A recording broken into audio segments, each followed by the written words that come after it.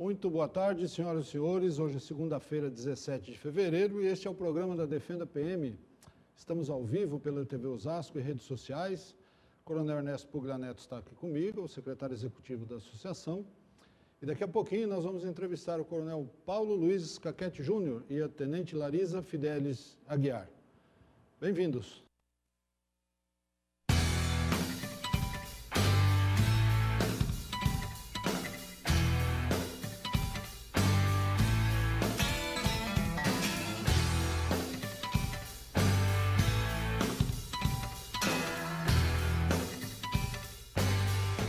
Com o objetivo de prestigiar e fortalecer a Polícia Militar, a Defenda PM criou, através de uma parceria, a Defenda Conecta, que tem como missão principal facilitar o acesso aos desejos e necessidades prioritárias no dia a dia. Imagine poder fazer um hemograma completo a partir de R$ 6,00 em laboratórios de primeira linha, cinemas em rede nacional com até 60% de descontos, descontos em faculdades, lanchonetes, eletrodomésticos, academias, enfim, economias que vão fazer com que o seu dinheiro renda mais e possibilite alcançar mais daquilo que você deseja e precisa. É isso mesmo. O programa de descontos e conveniências Defenda Conecta foi feito para você e até 4 dependentes. Por menos de 60 centavos dia, cada beneficiário pode economizar muito mais do que o valor investido na adesão. Quanto mais você e sua família utilizarem, maior será o retorno. Você, que já é um associado Defenda PM, precisa apenas se cadastrar no site defendaconecta.com.br. Você não paga nada por isso. Se você não é um associado à Defenda PM, você pode se associar à Defenda Conecta para aproveitar todos esses e muitos outros benefícios que virão. Consulte condições pelo telefone 011 3145 5848.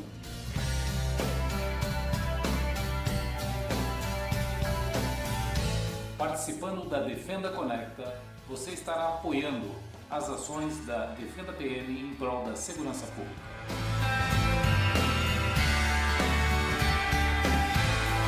Defenda Conecta, ajudando você a obter mais daquilo que você deseja e precisa.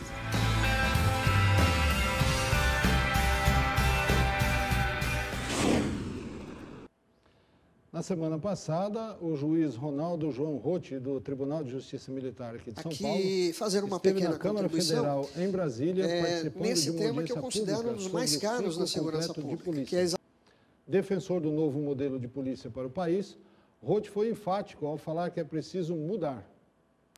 Aqui, fazer uma pequena contribuição nesse tema que eu considero um dos mais caros na segurança pública, que é exatamente a ampliação do poder investigatório das polícias, e não se falando, então, obviamente, em exclusividade de apuração das infrações comuns, né? Nós sabemos todos que o Brasil ocupa aí uma das piores posições no mundo, exatamente em virtude da impunidade. E a impunidade ela decorre efetivamente da ausência de investigação. Como nós temos hoje um monopólio de investigação no âmbito estadual, né, então nós precisamos, é uma questão de necessidade, mudar esse modelo já ultrapassado.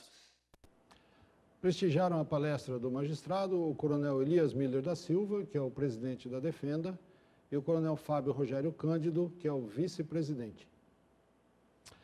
Nós vamos agora para a entrevista da semana. Estamos recebendo hoje 2 oficiais da aviação da Polícia Militar, o comandante coronel Paulo Luiz Caquete Júnior, que já comandou o Regimento de Cavalaria, a Escola de Educação Física e o CPI 1, sediado em São José dos Campos.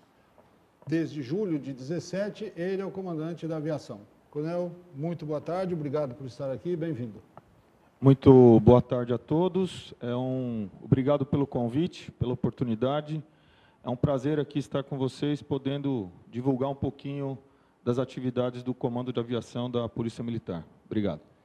Também conosco está a Tenente Larissa Fidelis Aguiar. Ela é formada pela Academia de Polícia Militar do Barro Branco em 2013, é bacharel em Direito e piloto de helicópteros privado e comercial. Tenente, boa tarde também, bem-vinda, obrigado por estar aqui. Boa tarde, é um prazer estar aqui. Coronel Ernesto, boa tarde, bem-vindo. Boa tarde, Silvio, boa tarde, Paulo, boa tarde, Larissa, boa tarde você que nos assiste pela TV Osasco e também pelas redes sociais. É uma satisfação estar recebendo aqui o Coronel Paulo, a Tenente Larissa, que fazem parte de uma elite da Polícia Militar. Vamos colocar bem assim, porque é uma questão muito lógica.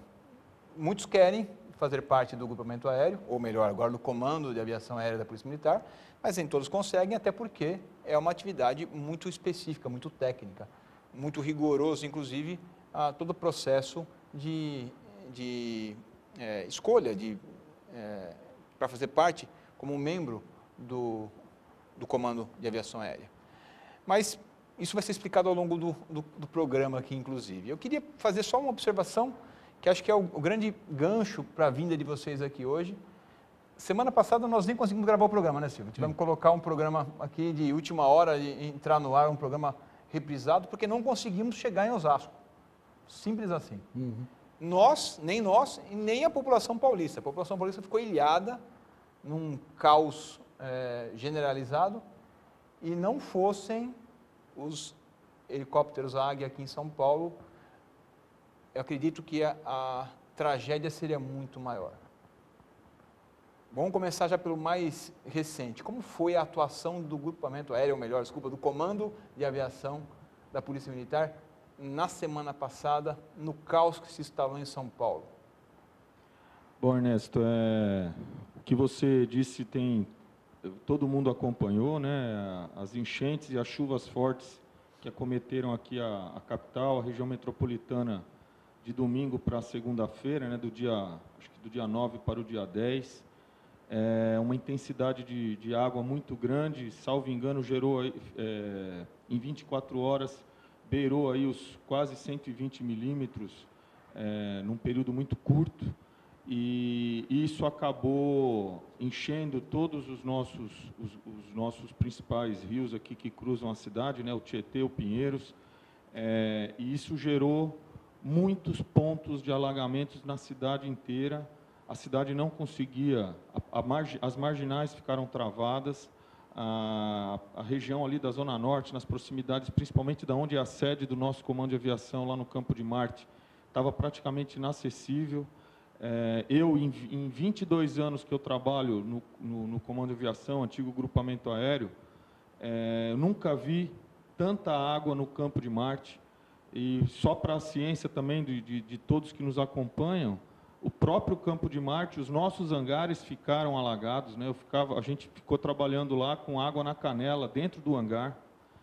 A gente precisou usar pátios de outros hangares mais elevados que que conseguiram ficar fora d'água. Então, realmente, foi um dia muito atípico para a nossa capital. E a nossa operação, ela conseguiu rodar porque os nossos policiais chegam cedo, então ainda conseguiram chegar, as equipes operacionais conseguiram chegar no Campo de Marte, e nós já logo cedo já começamos a ter atuações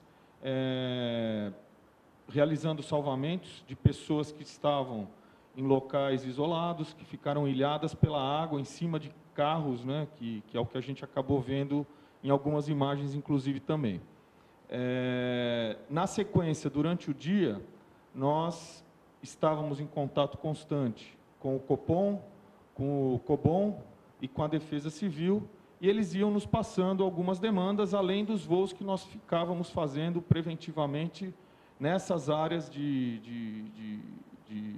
alagamentos, justamente para verificar se tinha alguém em risco, se tinha alguém em perigo. Mais para o final da tarde, nós tivemos empenhos para operar já em apoio ao policiamento, porque começaram o pessoal a abandonar carros, né? Então estava tendo problema de assalto em carros, de arrastões.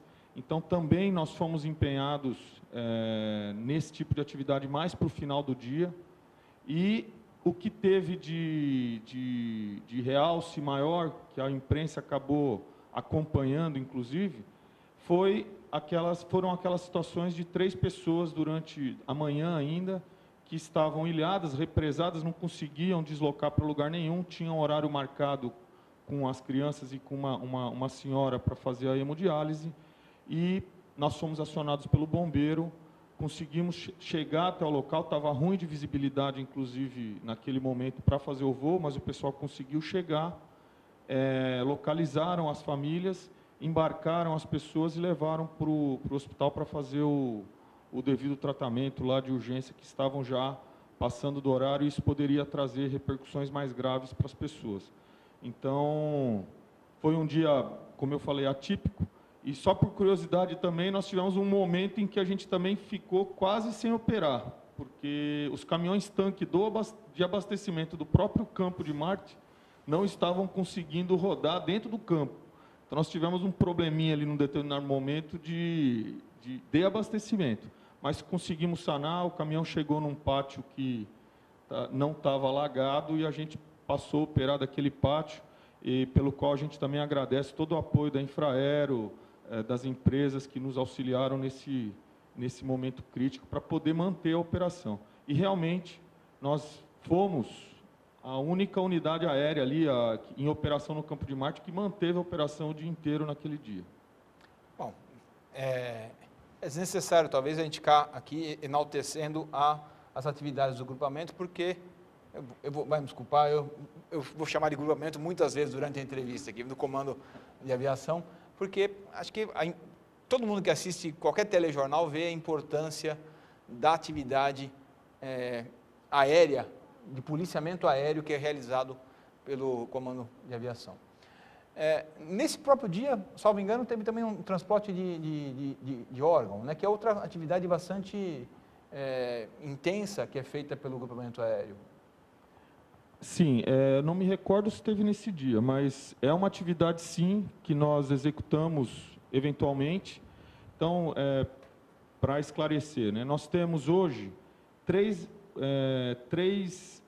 bases que realizam o serviço aeromédico, o resgate aeromédico. Então, é aqui em São Paulo, na base de Campinas e na base de São José dos Campos. Nessas três bases, nós temos um convênio firmado entre o Corpo de Bombeiros, a Secretaria de Saúde, através do GRAU e do Comando de Aviação, e esses três entes, eles formatam aí o sistema resgate do Estado. Então, nós temos esse atendimento nessas bases, que é para servir a toda e qualquer pessoa que se envolva em acidentes mais graves, em traumas, acidentes de trânsito, quedas, né? Então, esse serviço é prestado diariamente nessas bases. Existem aí perspectivas eventuais de expansão para outras bases que está em estudo aí junto ao governo. E o transporte de órgão é uma missão dentro desse contexto aeromédico que nós realizamos também, e ela precisa de um ajuste, né, junto principalmente com a Secretaria de Saúde, que passa normalmente essa demanda para a nossa divisão de medicina de aviação. Hoje a gente tem a capitão Fabiana, que lidera, que está chefiando essa divisão. Ela avalia as condições, a gente avalia a condição de isquemia de cada órgão, o tempo que tem para fazer esse transporte, se é viável ou não fazer por terrestre, para a gente verificar se é possível e recomendável o uso do helicóptero. Normalmente em casos mais graves, onde o tempo aí está fazendo a diferença, né? E para isso, lógico, tem toda uma questão de planejamento do voo, na questão de meteorologia, de locais de pouso envolvidos, para a gente definir a execução da missão. Então, basicamente é isso, mas a gente faz sim, anualmente aí a gente tem uma participação importante de missões executadas com o transporte de órgãos. Como é que está estruturado hoje o Comando de Aviação? Bom, o Comando de Aviação hoje, a gente conta aproximadamente com 440 homens e mulheres no nosso efetivo. Nós temos a sede aqui em São Paulo, no Campo de Marte, e além da sede nós contamos com 10 bases de aviação distribuídas no interior do estado. As bases estão normalmente vinculadas às cidades ou regiões onde nós temos os comandos de policiamento do interior. Então, em cada comando de policiamento do interior, que são 10, a gente conta com uma base de aviação, mais ou menos aí com um efetivo aproximado de 25 homens e mulheres, entre oficiais e praças, que exercem as funções de piloto, mecânico e tripulante operacional, estão aptos, em geral, para fazer todas as missões de apoio ao policiamento, seja em ocorrências emergenciais ou programadas, bem como algumas missões de salvamento. A única restrição em relação ao serviço que a gente presta em São Paulo é o que eu acabei de falar, do resgate aeromédico, que só Campinas e São José dos Campos estão executando. Então, basicamente, e para isso nós temos hoje 23 esquilos, que é a aeronave nossa, carro-chefe do operacional. Essas aeronaves são as que são distribuídas nas bases para executar toda essa gama, esse rol de missões. Além disso, a gente tem em São Paulo mais 2 biturbinas, um Agusta Granil, um EC-135 e um avião King Air. Basicamente, essa é a nossa frota atual que está sendo utilizada, mas os esquilos são o carro-chefe operacional que dão conta aí de todo o serviço no Estado do que a gente vem fazendo até hoje. Deixa eu aproveitar agora, talvez seja uma grande curiosidade de quem está nos assistindo, principalmente aqueles que têm a intenção de ser piloto na polícia ou fora. A Larissa, muito nova, uma oficial recém-formada, praticamente não, recém-formada não, mas com uma carreira relativamente no início. Como foi, primeiro, como surgiu a intenção, o interesse de participar, ser piloto, e como foi passar por todo o processo? Então, o meu início, o interesse começou a surgir na academia do Barro Branco ainda, quando eu cursava. Porém, quando eu iniciei o curso, não tinha passado nenhuma mulher, inclusive, no concurso para piloto. E foi lá que eu comecei a conhecer. Antes disso, eu não tinha tanta proximidade. Durante o curso, passou a primeira mulher, que hoje é a Capitão Lara, e a partir daí ela abriu as portas para que a gente pudesse tentar, né? Mas a minha decisão de tentar mesmo prestar o concurso, ela surgiu quando eu estava na rua já, exercendo as funções de comando Força Patrulha. E era uma coisa assim maravilhosa quando chegava o Águia para apoiar a sua ocorrência. Tanto foi a partir de um resgate, um dia que eu vi eles pousando para fazer o resgate, que eu decidi que quando eu pudesse eu tentaria.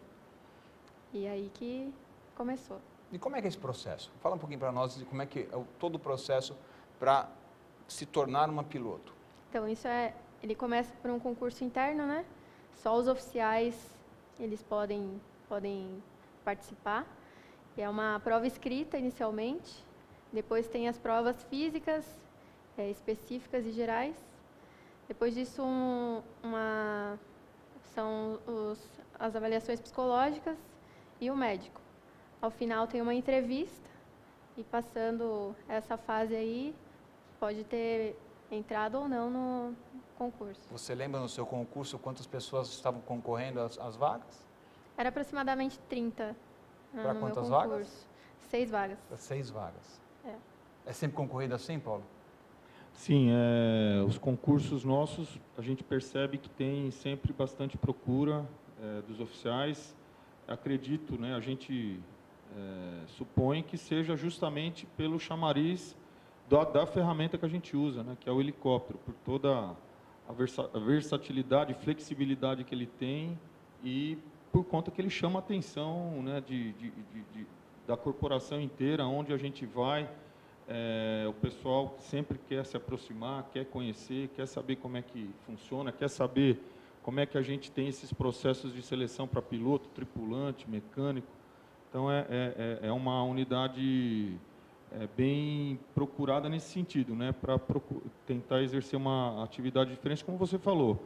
A elite se faz, na nossa visão, pela condição da ferramenta e da especialização que ela exige para poder estar operando com segurança e estar atendendo todos os ramos de atividade operacional da Polícia Militar, seja Defesa Civil, Corpo de Bombeiros, tudo, né?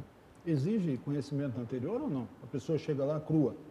Não exige conhecimento anterior de aviação, especificamente não. Esse conhecimento todo ele vai ser adquirido, formatado dentro dos nossos cursos, mas isso tudo posterior a esse concurso que a Larissa comentou. Foi admitido para aprender e trabalhar a partir daí. Começa do zero. Inclusive, né, a título de curiosidade, nós tivemos já várias vezes pilotos já checados como pilotos dentro da formatação de piloto civil, que prestaram o nosso concurso e acabaram sendo reprovados, né? Acabou não seguindo, não conseguindo vir exercer essa habilidade, vamos dizer assim, dentro do comando de aviação.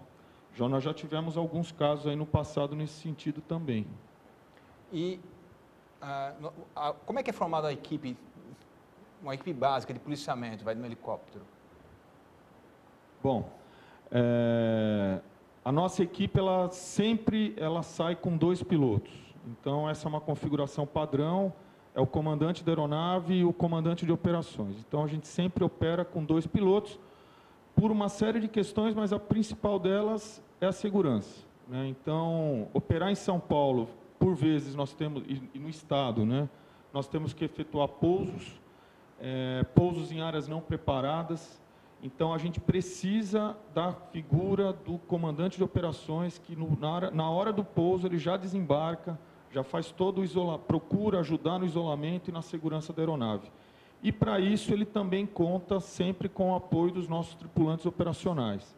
Os tripulantes operacionais são praças, né, sargentos, cabos, os soldados, que são formados também num curso específico, e são preparados para fazer e exercer todas as funções em todas as atividades nossas, de policiamento, de salvamento, e eles acompanham sempre em 2 atrás. A gente chama de tripulante observador e tripulante navegador.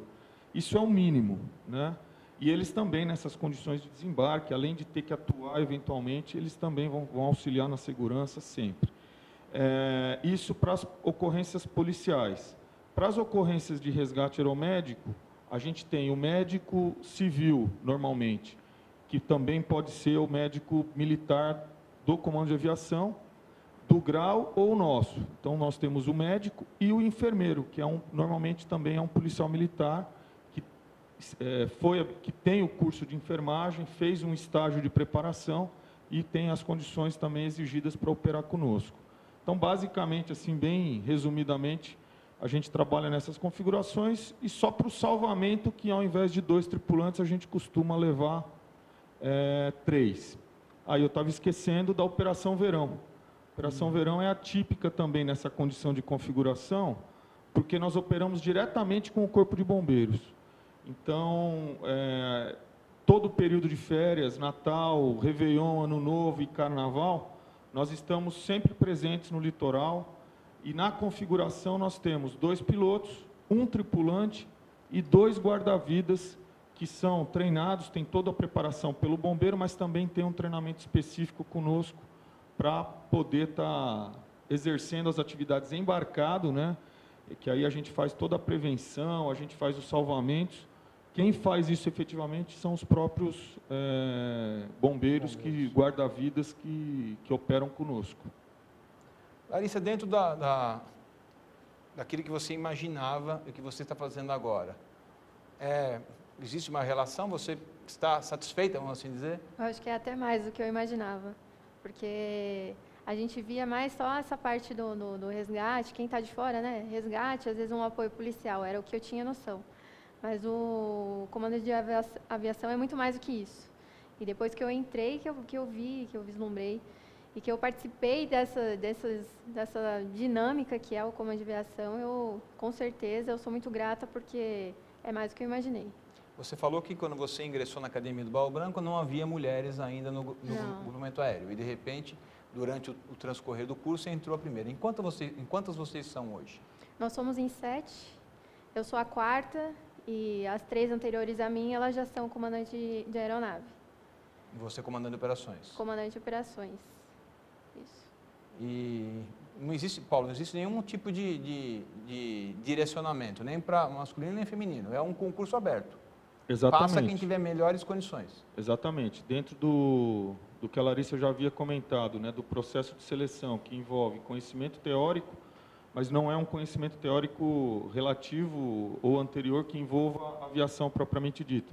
São provas de matemática, português, né, conhecimento geral. Depois tem a prova física, a prova psicológica e uma entrevista. Passou nesse processo, independente de ser homem ou de ser mulher, a concorrência está sendo, os parâmetros e os requisitos são os mesmos para os dois. Então, a gente tem tido nos últimos concursos, assim, uma média de estar entrando em cada grupo de 6 ou 5 oficiais aí na média, nós estamos sempre contando com uma oficial feminina no grupo. E, assim, a título dentro do que você está me perguntando, eu posso dizer o seguinte: as últimas 3 comandantes que nós tivemos foram muito bem na parte de voo, assim, até muito mais do que o esperado, até comparativamente com alguns masculinos, né? Não depreciando ninguém, mas elas foram muito bem, uma habilidade acima da média e uma capacidade de decisão também excelente. Então, nós estamos muito contentes com as oficiais femininas, nossas comandantes, que a gente pode contar no nosso grupo lá de pilotos.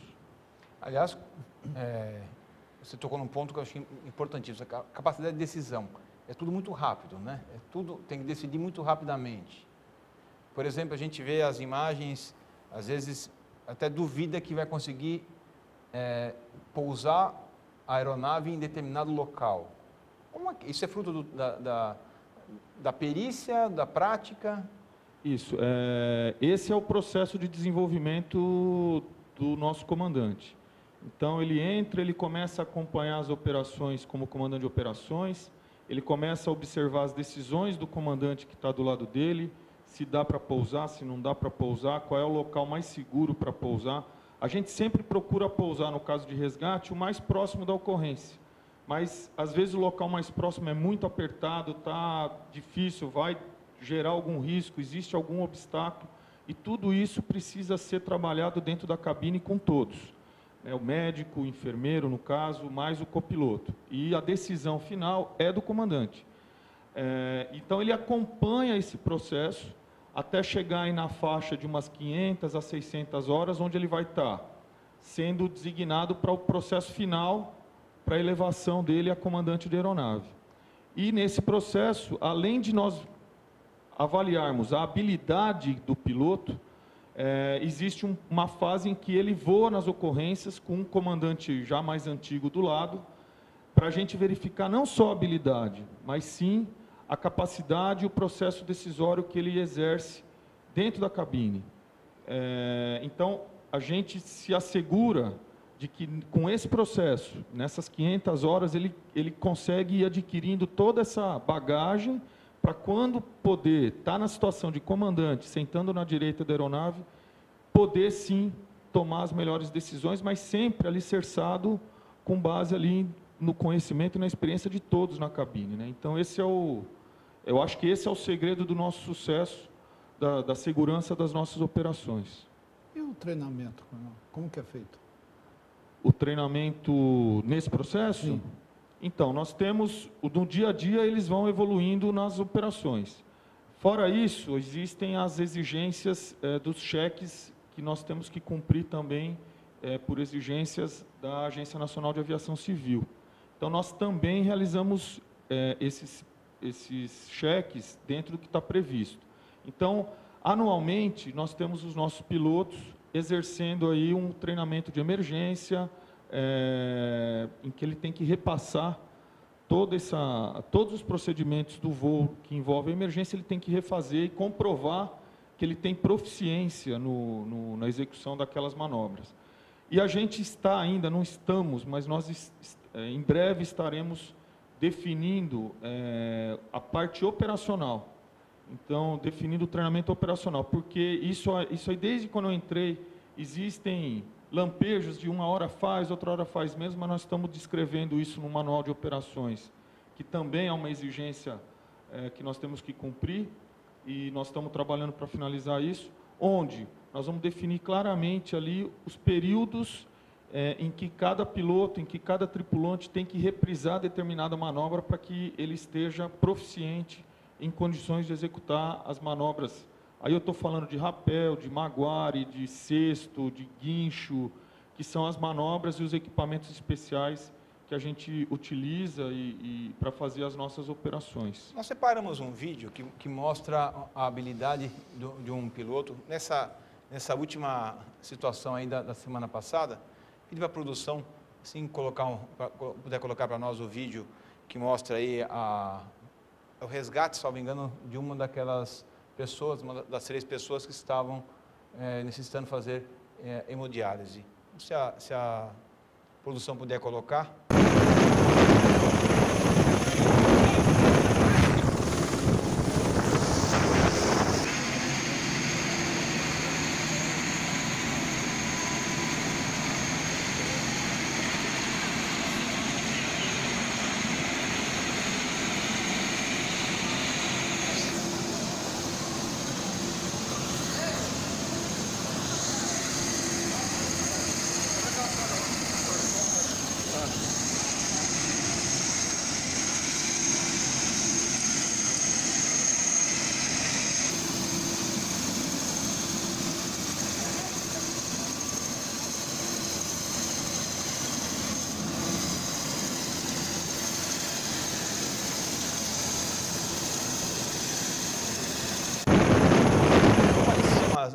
Qual é a grande dificuldade num pouso como esse?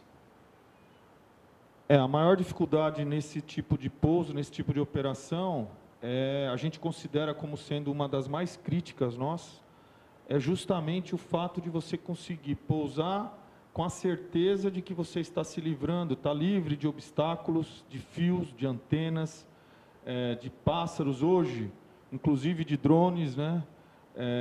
De que você, em razão do vento gerado pela aeronave, não vai causar nenhum outro estrago, né? Então, cair placa, cair muro, eventualmente cai motocicleta. Então, o piloto, o comandante, junto com a sua equipe, ele tem todo um trabalho de avaliação do local antes para tentar achar um lugar que seja seguro, que caiba a aeronave e que esteja livre de todos esses riscos inerentes aí à condição desse tipo de operação que envolva um pouso numa área não preparada.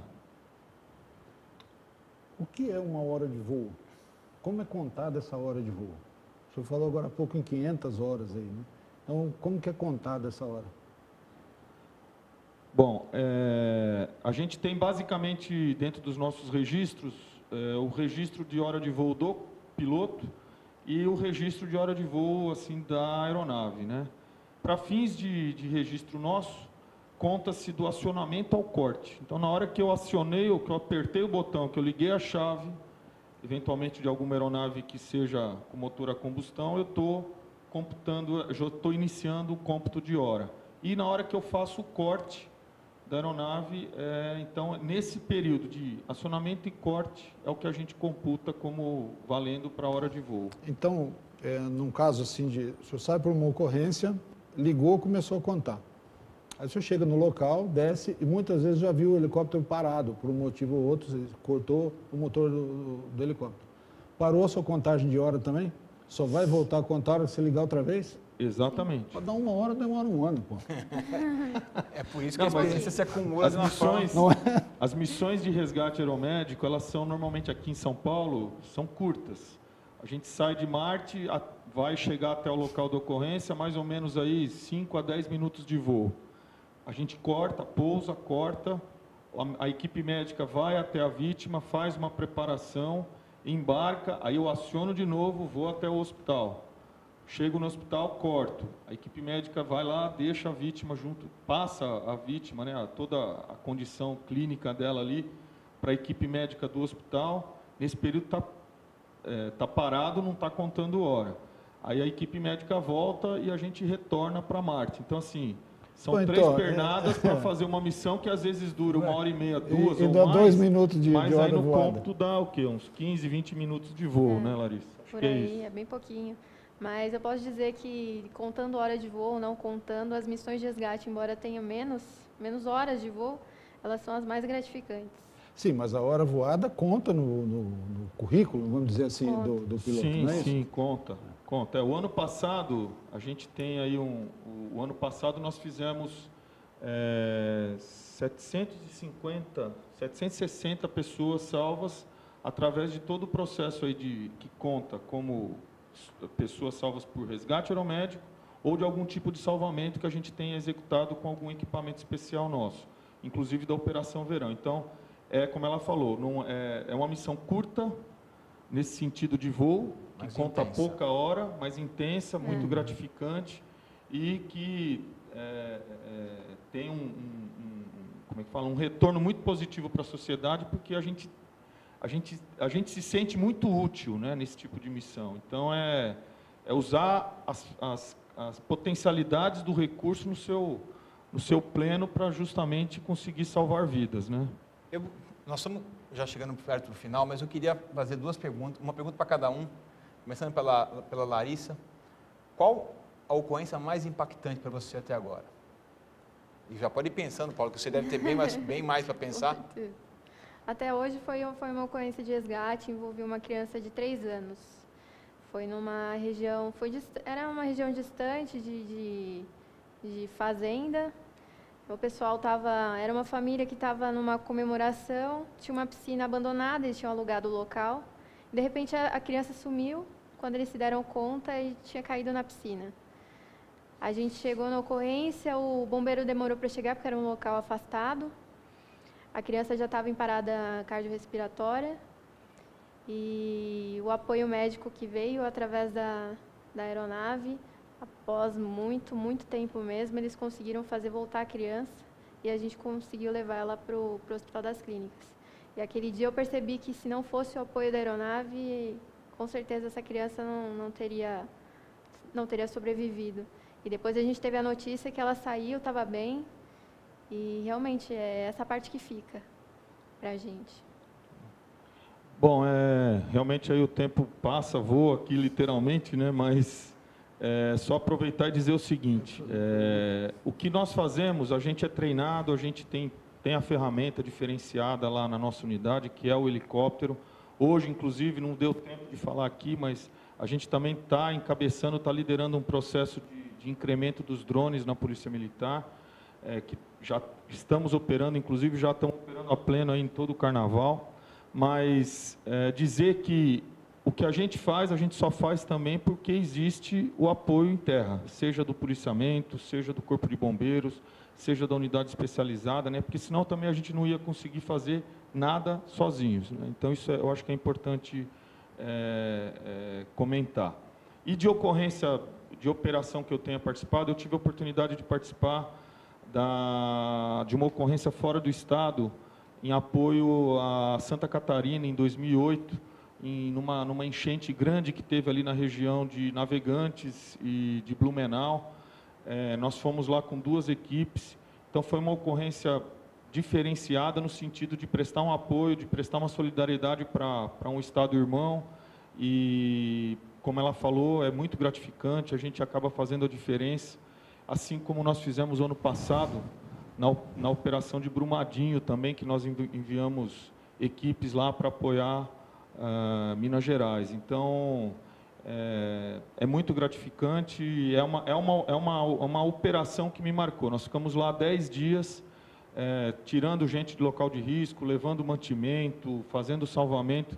Então, foi realmente uma operação aí na minha carreira que me marcou. O senhor falou, a Larissa acabou de falar que foi socorrer uma criança numa fazenda. Se eu estiver numa estrada aí, eu sofrer um acidente, certamente vou ser resgatado pelo Águia. Quem paga essa conta? O senhor sabe? Você sabe, Ernesto? Alguém sabe? Porque isso tem um custo, é óbvio, né? Aí eu estou lá estendido, vou lá, pego... Não é a vítima, isso eu posso te garantir, não diretamente.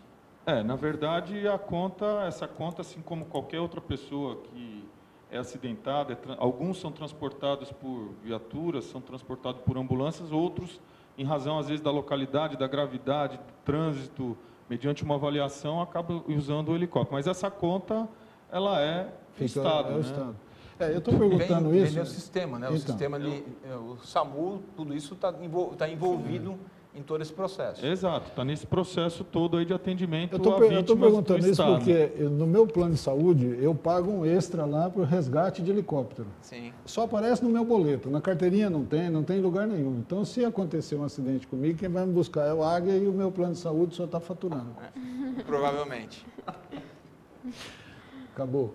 Acabou para variar, né? Bom, eu queria agradecer ao Paulo, eu queria agradecer a Larissa. e está de portas abertas aqui o programa da Defenda para vocês retornarem. É uma satisfação sempre estar recebendo policiais militares que fazem a diferença dentro de São Paulo, dentro do Brasil, e não só vocês, mas todo o grupamento, não só os pilotos, mas todos os integrantes do grupamento, do Comando de Aviação da Polícia, fazem a diferença. A gente acompanha muito. Os parabéns a vocês, a todos, na figura do comandante, a todos os integrantes do Comando de Aviação. A satisfação de tê-los aqui hoje. Muito obrigado, eu agradeço ao Coronel Ernesto, ao Silvio, pelo convite, como eu já havia falado. É uma oportunidade, sim, da gente poder estar se aproximando e estar podendo divulgar um pouquinho mais das atividades do Comando de Aviação. Muito obrigado. Larissa? Obrigada. Eu acho que é sempre importante a gente abrir esse espaço e mostrar um pouco, né, o que a gente faz, porque é fácil mostrar imagens, né, mas o que a gente tem a falar também. Então é bom que vocês possam ouvir e todo mundo possa ouvir. Muito bom. Obrigado a todos. Tenham todos uma ótima segunda-feira e até a semana que vem.